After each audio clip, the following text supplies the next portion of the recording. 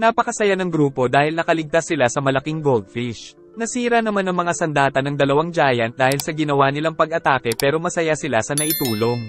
Dito ay naalala na ng mga giant kung saan nagsimula ang kanilang duelo. Na dahil pala sa isang batang babae na tinanong kung sinong panalo sa hunting challenge kahit makikitang magkasing laki naman ang mga huli nila.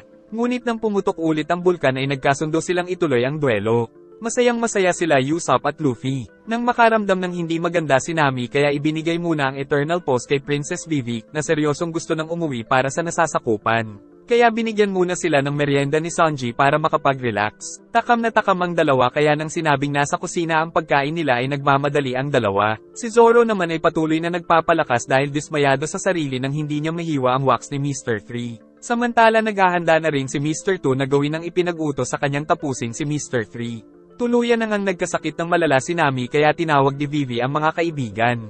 Labis ang iyak ni Sanji dahil sa kalagayan ng dalaga. Hinala naman ni Vivi na dahil ito sa pabago-bagong klima ng Grand Line. Ngunit wala silang magawa dahil si Nami lang ang nagsisilbing medic nila sa barko. Giit ni Sanji na binibigay niya naman lahat ng effort sa pagkain na niluluto para sa mga dalaga, tapos ang mga nabubulok ay binibigay daw niya kila Luffy. Ngunit kailangan daw talaga nilang ipatingin si Nami sa isang doktor. Umabot na sa 40 degrees Celsius ang temperature ni Nami. Pero mga isang linggo pa ang aabutin para makarating sa susunod na isla.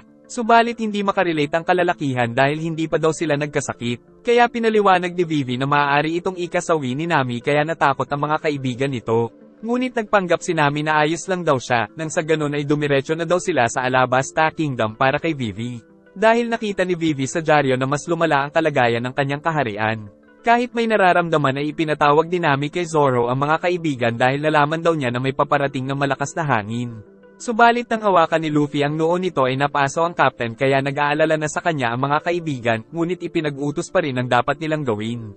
Sinunod ng grupo ang utos ni Nami na lumiko pa kanan. Nang lumabas si Vivi at nakiusap na bilisan ng paglalakbay para sa Alabasta Kingdom pero ipagamot daw muna nila si Nami kaya natuwa ang mga kaibigan. Natumba na si Nami, at nakita naman ni Luffy ang napakalaking cyclone na kung hindi dahil kay Nami ay nasapul sila nito. Kaya napahanga ni Nami si Vivi sa kakayahan nito. Nakaiwas sila sa malaking cyclone at nagsimula namang umulan ng nyebe, na lalong nagpalala sa sakit ni Nami. Kalaunan ay nakakita sila ng isang mukhang clown na nakatayo sa dagat. At mula sa kinaroroonan ng barko nila ay lumabas ang isang napakalaking bilog. At nang tumiklap ang steel enclosure nito ay nakita nilang isa pala itong barko ng mga pirata. Narinig ni Sanji ang kaguluhan kaya iniwan niya si Nami kay Vivi. At paglabas ay nagsindi ng sigarilyo dahil napaligiran pala sila ng mga kalaban pero hindi nababahala ang monster trio ngunit kabado si Usopp. Kinain ni Wapol maging ang kutsilyo nito. Saka nagsimulang kainin pati ang barko nila dahil sa kapangyarihan ng Devil Fruit kaya binutukan ni Luffy ang dalawang tauhan nito. Kaya nagpaputok sila kaya naisip ng mga tauhan ni Wapol na patay na ang Straw Hat Pirates. Ngunit kinawawa pala ni Sanji ang marami sa mga sundalo ni Wapol. At bumaba si Zoro at pinaghihiwa ang mga ito saka gumamit ng two-sword style. Samantala si Luffy ay pinuntahan si Wapol kaya kinain siya nito, ngunit dahil nakabuelo na ang kamay ng bida ay nagawa ni Luffy na mapatalsik sa malayo si Wapol, kaya di makapaniwala ang mga tauhan nito saka nag-alala dahil hindi marunong lumangoy ang captain nila, kaya naman nagsimula na silang tumakas at saka nangako na ipaghihiganti ang kanilang captain. Sumunod pala talaga sila Smoker sa Grand Line para dakpin ng Straw Hat Pirates. At nahuli din nila si Mr. 11, kaya nagpasya silang dumiretso sa Alabasta Kingdom para mag-imbestiga. Madaling araw nang magising si Nami, at nakitang tulog na tulog ang mga kaibigan. Maya-maya ay nakitang nag-aayos na si Usopp nang nasira ni Wapol sa barko nila. Nakita ni Sanji na malapit sila sa isang winter island. Kaya na-excite si Luffy dahil mapapagamot na nila si Nami. Samantala si Usopp ay natatakot na baka may snow monster doon. Dumating sila sa napakagandang isla. Subalit hindi maganda ang pagsalubong sa kanila ng mga nainirahan doon dahil galit ang mga ito sa mga pirata. Nagpaputok ang isa kay Sanji kaya nagalit ang cook pero pinigilan ni Vivi. Ngunit si Vivi ang nabaril nito na ikinagulat ng mga kaibigan. Labis na nagalit si Luffy sa nangyari kaya naghanda din ang mga tao na lumaban sa mga pirata. Pero pinigilan pa rin siya ni Vivi dahil dumaplis lang naman daw sa braso niya. Saka nagmakaawa ang dalaga na dalhin sila sa isang doktor. At habang nakayuko ay sinabi ni Vivi kay Luffy na hindi lahat ay madadaan sa karahasan.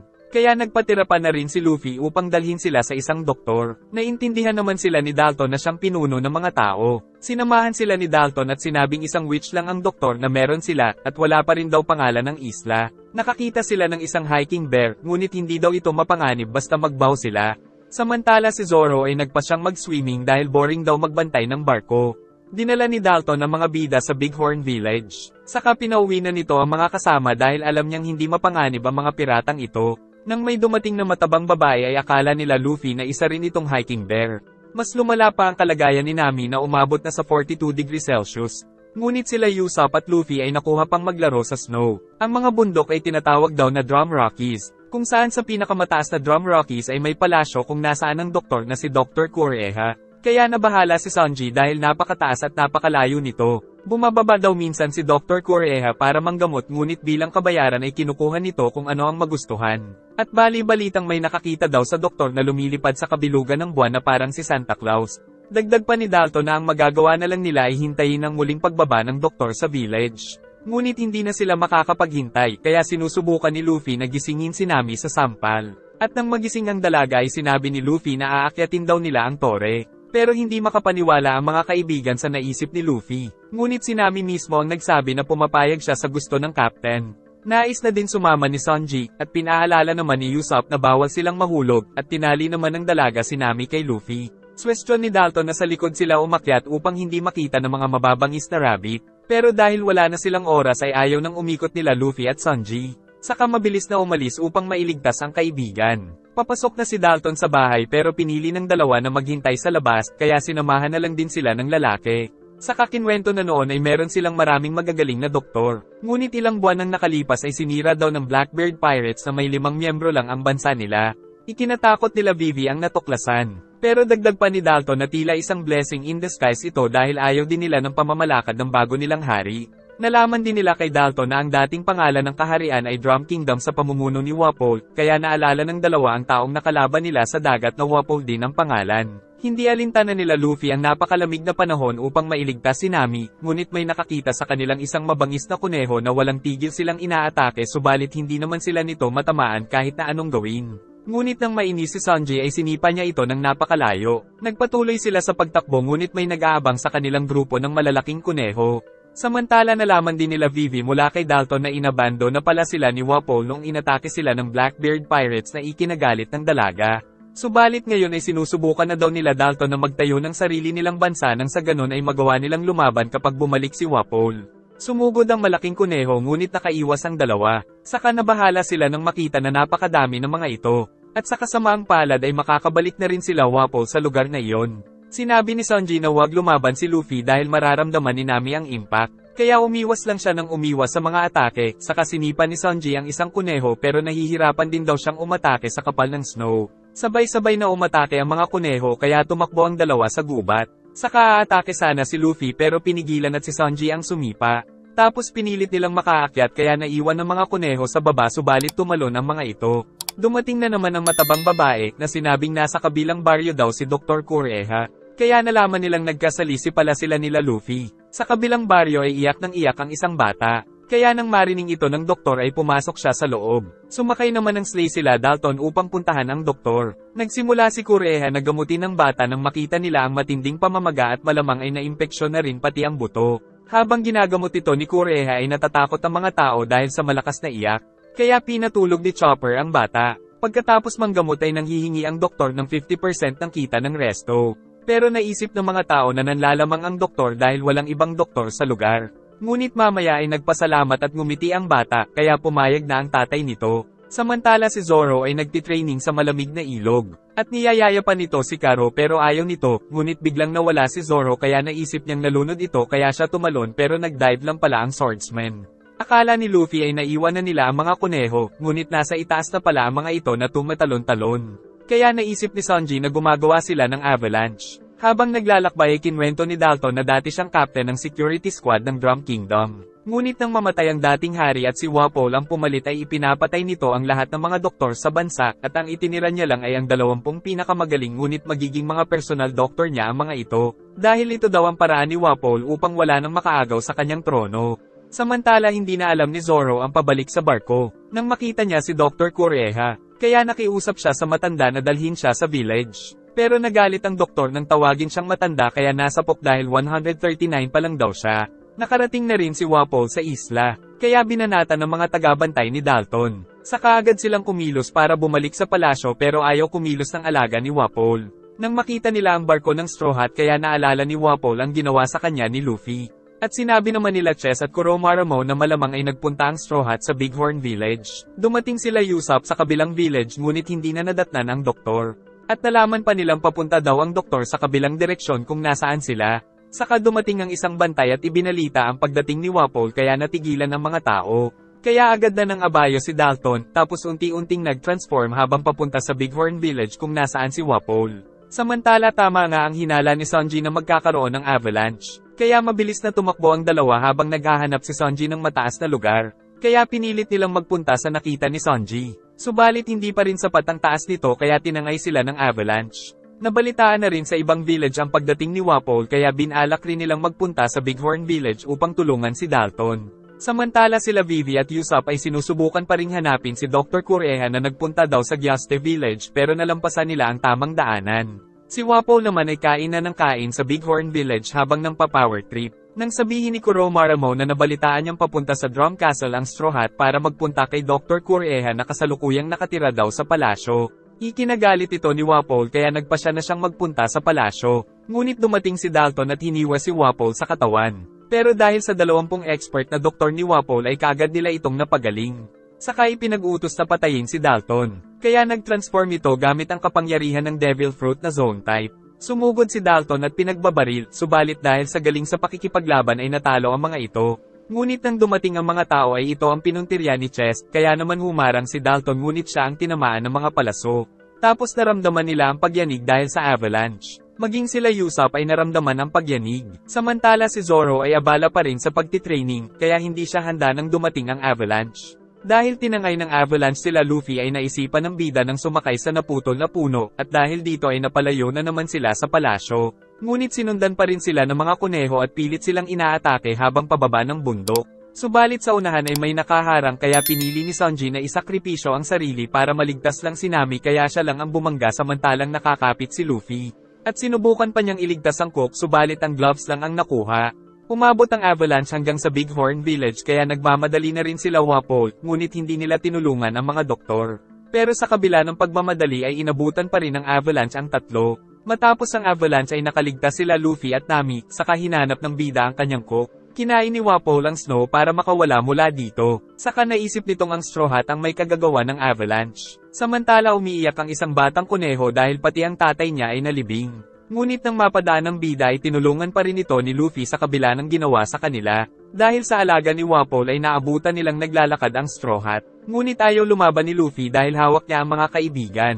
Kaya sumugod ang 2 tauhan nito, ngunit naalala ng bida na bawal siyang lumaban dahil mapapahamak din si Nami kaya pinilit na lang niyang tumakas. Ngunit nagtago si Wapol kaya muntik nang makagat ang ating bida. Saka muling umatake ang 2 asungot. Mabuti ay dumating ang 2 kuneho para tumulong kaya napaikot ang 2. Dahil pala ito sa tinulungan ni Luffy kanina. Kaya dumating ang marami pang kuneho para pigilan sila Wapol. Kalaunan ay mas lumakas ang hangin kaya mas naging mahirap ang paglalakbay habang dala ang mga kaibigan. Hanggang sa makarating sila sa paanan ng tore. Kaya kaagad na umakyat ang captain kahit na napakahirap nitong akyatin dahil may dala pa siya at napakalamig. Nagising si Vivi na kaagad na tinulungan si Usopp dahil natabunan ito ng snow. Saka pinagsasampal ito ng dalaga hanggang sa magising. Kaya nang magkamalay ay mukha na itong bukol na tinubuan ng tao. Tapos napakan din ni Vivi si Zoro, kaya nagising at bumangon ng swordsman. Samantala natalo nila Wapol ang lahat ng mga kuneho, kaya wala nang pipigil sa kanila sa paghabol kay Luffy. Pilit pa ring umaakyat ang bida nang mabalatan ng kanyang mga daliri kaya nabitiwan si Sanji. Ngunit pinahaba niya ang ulo upang mailigtas ang kaibigan. Nakita nila Vivi ang mga tao sa Bighorn Village, kung saan pinipigilan ng mga sundalo ni Wapol ang mga tao na hukayin si Dalton. Inupakan ni Zoro ang isa sa mga ito upang makuha ang damit para mainitan. Pagkatapos ay kinuha ni Zoro ang 3 nilang espada, saka gumamit ng 3 sword style hanggang sa maubos niya ang lahat ng mga sundalo ni Wapol sa lugar na ikinamangha ng mga tao. Kaya nagsimula na silang maghukay kung nasaan si Dalton. Habang papaakyat ay mas lumalakas ang hangin kaya naman dumudulas ang ating bida pa ibaba. Ngunit dahil sa determinasyon ay hinding-hindi susuko si Monkey D. Luffy. At kalaunan ay nakaakyat na rin sa wakas ang captain at nakita ang napakagandang palasyo ngunit nawala na siya ng malay kaya muntik nang nahulog pero nailigtas ni Chopper. Kagad nilang binigyan ng pangunang lunas ang mga bida, at nang magising si Nami ay nakita niya ang isang cute na reindeer na nag-aalaga sa kanya pero natatakot ito sa tao. Nagulat si Nami nang marinig itong nagsalita, kaya natakot din si Chopper at napaatras kaya basag-basag ang mga kagamitan. Nagpakilala kay Nami si Dr. Kureha, saka pinakita ng doktor ang rashes sa kanyang tiyan na mula sa kagat ng insekto na may sanhi ng mataas na lagnat. Kaya naalala ni Nami nung nagbakini siya sa Little Garden. Dagdag pa ng doktor na kailangan niyang magpahinga ng 3 araw kung ayaw niyang matuluyan.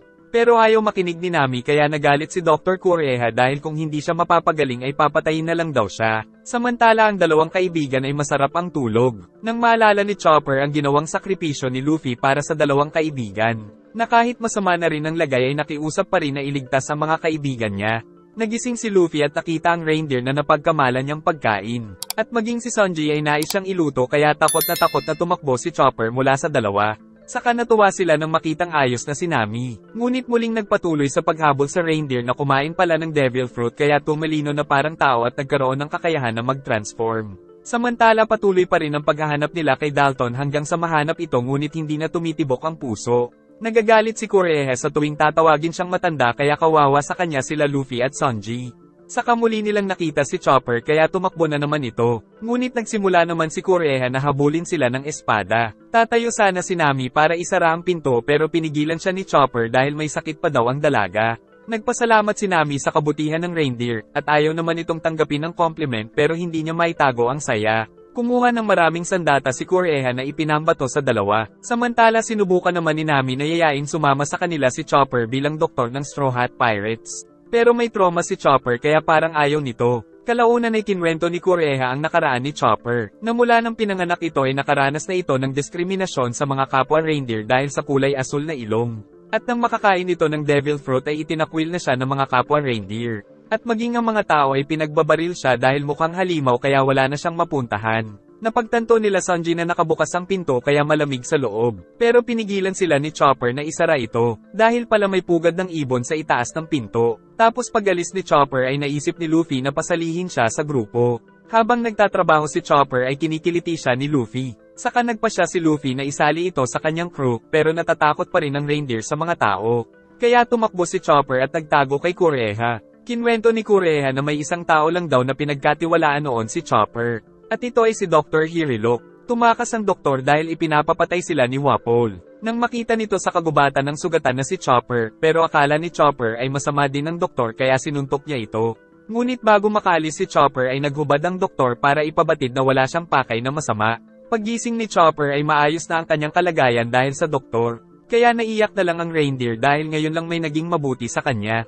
Saka sumabog ang experiment ng doktor at tumalsik sila sa labas. At dito na siya binigyan ng pangalan ng doktor na Tony Chopper at naging apprentice siya nito. Ngunit palagi silang tumatakas sa mga guards dahil bawal na ang existence ng mga doktor maliban sa personal na doktor ni Wapol. Pagbalik sa bahay ay binigyan siya nito ng sombrero na pagkasuot ay bagay na bagay. Saka pinakita ni Hirilok ang imbensyon na makakatulong daw sa Drum Kingdom. At pinakita niya kay Chopper ang simbolo na nagpapatunay na walang imposible. At isang araw ay nagbilin itong balang araw ay subukan ni Chopper na maglayag sa karagatan upang malaman niyang napakaliit na mga problema kumpara sa malaking karagatan. Kaya ng araw na gumaling si Chopper ay pinilit siyang paalisin ng doktor. Kung saan gumamit pa siya ng baril para hindi na bumalik sa kanya si Chopper subalit labis din itong ikinalungkot ng doktor. At ang dahilan pala kung bakit ito ginawa ni Hirilok ay dahil meron siyang malubhang sakit ngunit ayaw sabihin ni Kureha kung ilang araw na lang ang itatagal niya. Ngunit nang sumilip si Chopper ay sinabi ni Kureha na 10 araw na lang ang buhay nito. Pero ayos lang kay Hirilok dahil matatapos na daw niya ang imbensyon na Cherry Blossom sa loob ng 2 araw. Hindi naman naniniwala si Kureha na uobra ito dahil taglamig sa isla. Ngunit umalis na si Hirilok para sa huli niyang misyon. Hindi matanggap ni Chopper ang nalaman at nang tumama siya sa puno ay naalala niya noong marinig sa mga guard na may isang mushroom ang nakakagaling ng lahat ng sakit. Kaya kaagad na nagsaliksik si Chopper at mag-isang naglakbay para hanapin ang mushroom na ito. Samantala si Hirilok ay binibigay na ang lahat para matapos siya sa imbensyon bago siya mamatay sa karamdaman. Nang mapadaan si Chopper sa mga kapwa reindeer ay inatake siya ng isa sa mga ito, ngunit sa pagkakataong ito ay lumaban na siya. Hanggang sa mahanap niya ang mushroom pero nasa kabila ng bangin. Di nagtagal ay nagbalik si Chopper na may bali ang isang paa at napakaraming sugat para lang maibigay ang mushroom na ito kay Hirilok. Kaya naman niyakap na lang ito ng doktor dahil sa buwis buhay na ginawa ng reindeer para gumaling lang siya. At kalaunan ay na-perfect na rin ng doktor ang imbensyon niya kaya labis na nagsaya. Saka ito umalis upang ipakita kay Wapol. Ngunit nagpunta muna ito kay Kureha upang ipagbilin si Chopper at nagmakaawang turuan itong maging magaling na doktor. Dumating si Hirilok at gumawa ng eksena. Saka tinutukan ng bantay para dalhin siya kay Wapol. Samantala nagpunta naman si Kureha kay Chopper para sabihin ng totoo na lason ng binigay niyang mushroom kay Hirilok at nais nitong sumugal sa pagpapagaling ng mga doktor na kay Wapol kahit na mapanganib. Ngunit pagdating ni Hirilok ay nakita niyang maayos naman ang kalagayan ng mga doktor dahil nagsinungaling lang pala si Wapol. Saka tinutukan ng mga sundalo ang doktor. Samantala nagmamadali naman si Chopper, ngunit umupo na lang si Hirilok dahil tanggap na ang katapusan. Dahil sa kanyang karamdaman at sa mga nakatutok na baril ay naghanda na lang si Hirilok ng huling inumin. Nalulungkot naman si Dalton para sa doktor dahil alam niyang mabuti ang hangarin nito. Nang inumin ito ng doktor ay tinapos na rin siya ni Wapol. Tumalsik ang kanyang sombrero kaya nakita ito ni Chopper na labis nitong ikinagalit kaya sumugod ngunit pinigilan siya ni Dalton. Saka sinabing isang suicide ang gagawin kung kakalabanin si Wapol at hindi ito magugustuhan ni Hirilok. Nang tumulo ang luha ni Dalton ay lumambot ang puso ng reindeer. Kaya pinatakas niya si Chopper. At sinabi kay Wapol na walang gamot sa kahangalan. Kaya nakulong ang lalaki. Samantala si Chopper ay kinuha ang flag at nangako na magiging magaling na doktor na makakagamot sa kahit na anong sakit. Samantala sa labas ay nakita ni Luffy na nakarating na doon si Wapol. Napansin ni Wapol na nag-iba ang nakalagay na flag sa taas ng palasyo. Sinabi ni Kureha na sinunog niya daw ito dahil siya na ngayon ang nagmamay-ari ng palasyo. Dumating si Luffy at dahil sa gigil ay kaagad na sinuntok sa mukha si Wapol kaya tumalsik ng napakalayo. At muntik na itong mahulog ngunit nailigtas ng dalawa niyang tauhan. Lumabas din si Sanji kaya naalala ang pinaggagawa sa kanila nila Wapol. Natuwa naman si Luffy na sa wakas ay malalampaso niya na rin ang mga kalaban. Itinanong ni Chopper kung may devil fruit din si Luffy. Sagot naman ni Sanji na isa ring halimaw ang captain niya. Giit ni Wapol na napakapangit daw ng flag. Kaya nagalit si Chopper dahil alaala ito ng pinakaunang tao na pinagkatiwalaan niya.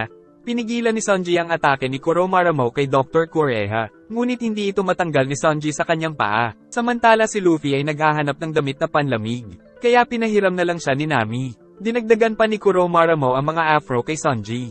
Nilalagay niya ito kay Chopper pero binabalik lang sa kanya ng reindeer. Saka tumira ng may apoy na arrow si Chess dahil napakadaling masunog ng afro na buhok. Sumugod si Chopper kay Chess, ngunit nakain naman siya ni Wapol. Kaya nang dumating si Luffy ay kumapit ito kay Sanji, sa kasinipan ng Cook papunta kay Wapol kaya nakatakas sa kanya si Chopper. At tumalsik si Wapol patungo sa alaga niya, kaya ang alaga ang tumalsik sa ere. Galit na daw talaga si Wapol kaya nag-transform ito na parang isang bahay.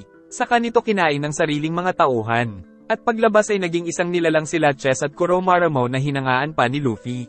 Tinira ni Wapol ng kanan ang flag ni Dr. Hirilok kaya naalala ni Chopper ang doktor at kaagad na sinugod ang kalaban. Pero hindi niya magawang suntukin ito dahil naalala ang sinabi ng doktor na huwag siyang mananakit ng mga tao. Kaya naman tutukan siyang tinira nito ng kanan. Muling kinabit ni Luffy ang flag ni Dr. Hirilok dahil hindi daw naiintindihan ni Wapol ang ibig sabihin nito dahil peke siyang pirata. Pero walang pakialam si Wapol sa ibig sabihin ni Luffy. Kaya muli siyang tumira ng kanan patungo sa flag. Ngunit hindi umilag si Luffy para lang maprotektahan ng flag. Dahil ang flag daw na ito ay simbolo ng katapangan ni Dr. Hirilok. Kaya hindi ito maaaring sirain ng sino man habang tumatawa. Dahil dito ay humanga si Chopper kay Luffy. Titira sana ulit si Wapol kaya sumugod si Sanji pero nakaramdam ng sakit dahil hindi pa siya masyadong magaling. Kaya nagalit si Kureha at pinigilan siyang makipaglaban. Sumugod si Chopper at handa na siyang saktan si Wapol, ngunit pinigilan siya ng mga tauhan nito. Saka bumuelo si Luffy at pinuntirya ang kalaban kaya tumalsik ang mga ito. Nag-alala sa kanya si Chopper pero ayos lang ang bida dahil rubber ang katawan. Saka inutusan niya si Chopper na talunin sila Chessmarimo. At siya ang lalaban kay Wapol. Saka nilabas ni Chopper ang Rumble Ball. Samantala hindi nila alam kung mabubuhay pa si Dalton, kaya gusto sana itong tulungan ng mga doktor ni Wapol pero ayaw pumayag ng mga tao dahil wala silang tiwala. Pero giit ng matandang doktor na pinilit lang sila ni Wapol na magtrabaho sa kanya. Giit ni Chopper na 3 minuto ang epekto ng Rumble Ball, kaya tatalunin niya ang kalaban bago maubos ang epekto nito. Tumira ng pana si Chessmarimo, kaya nag-transform si Chopper ng leg boost para makailag. Saka nag-transform siya ng heavy point habang sumusugod. At muli siyang nag-transform ng jump point para tumalon ng napakataas.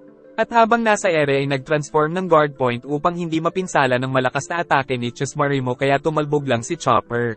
Giit ng reindeer na ang normal na zone type ay may kakayahan na mag-transform ng 3, pero dahil sa Rumble Ball ay kaya niya nang mag-transform ng hanggang 7 uri. Lalo siyang nagustuhan ni Luffy nang malaman ito. Saka nagpatalbog-talbog si Chopper patungo sa kalaban at gumamit ng arm point para lumakas ang mga braso, kaya nagawa niyang masira ang dalawang maso ni Chesmaremo.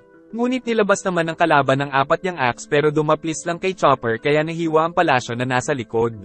Tapos sumugod si Chesmaremo kaya nagpalit-palit ng anyo si Chopper para makailag.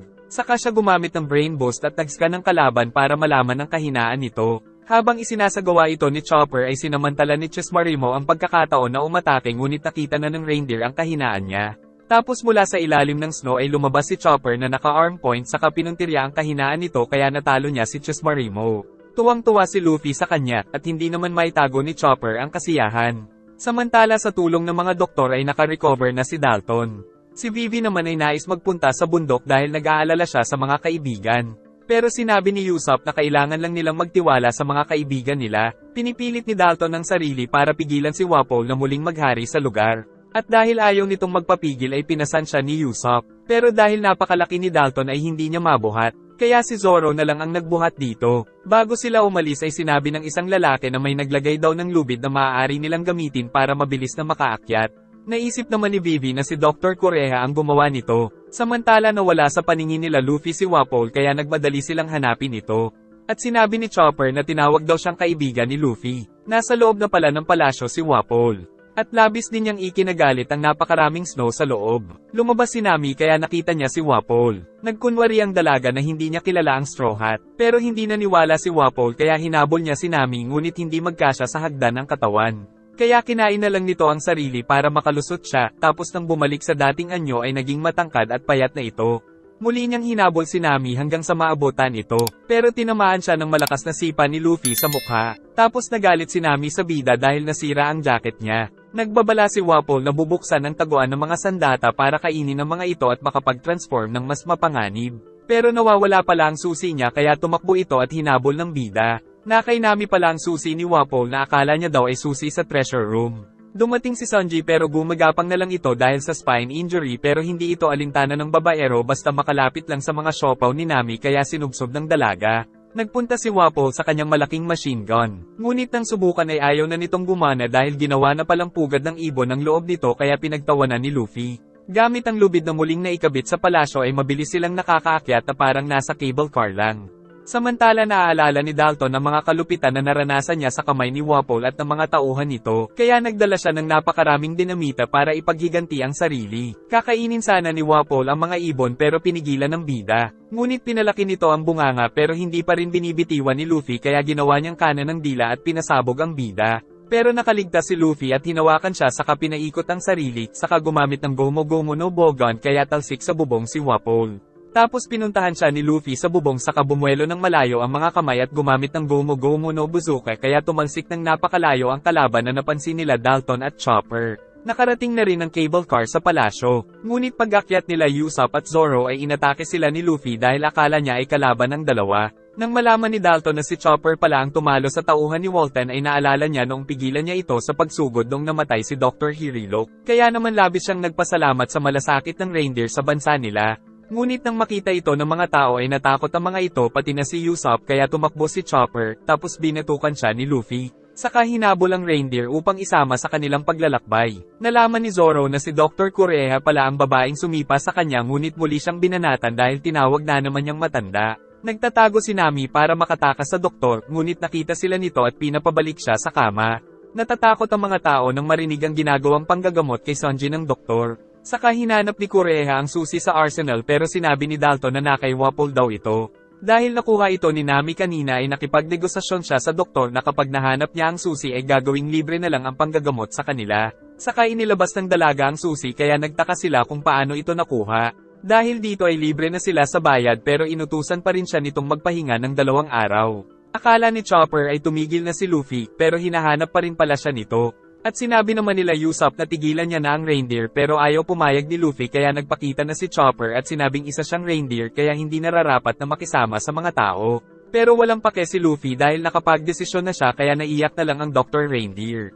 Agad na nagpunta si Chopper kay Dr. Kureha para magpaalam. Ngunit tutol ang doktor sa desisyon ni Chopper kaya nag-away sila. Dahil kung nais daw umalis ni Chopper ay kailangan niya munang matalo si Kureha kaya inatake nito at hinabol ang reindeer. At sa labas ay pinagbabato siya ng mga sandata ngunit nakatakas si Chopper at kinuha ang sleigh. Saka nagulat ang Straw Hat Pirates nang makitang inaatake sila ng matanda. Nakita ng mga tao na lumilipad ang sleigh, pero tumatakbo pala si Chopper sa lubid habang naaalala ang mga nakaraan sa piling ng doktor. Samantala alam naman ni Dalton na masaya si Dr. Kureha sa kung ano ang narating ni Chopper at sa magiging adventure nito kasama ang Straw Hat. Sa utos ni Kureha ay inangat nila ang mga kanan na may laman ng imbensyon ni Dr. Hirilok kaya sa pagputok ng mga ito ay nagkaroon ng liwanag na napakaganda at nagsimulang maging kasing kulay ng cherry blossom sa mga snow mula sa kalangitan. Dahil sa nakita ay napaiyak na lang si Chopper sa napakagandang alaala na pinabaon sa kanila ng mga doktor na nag-alaga sa kanya.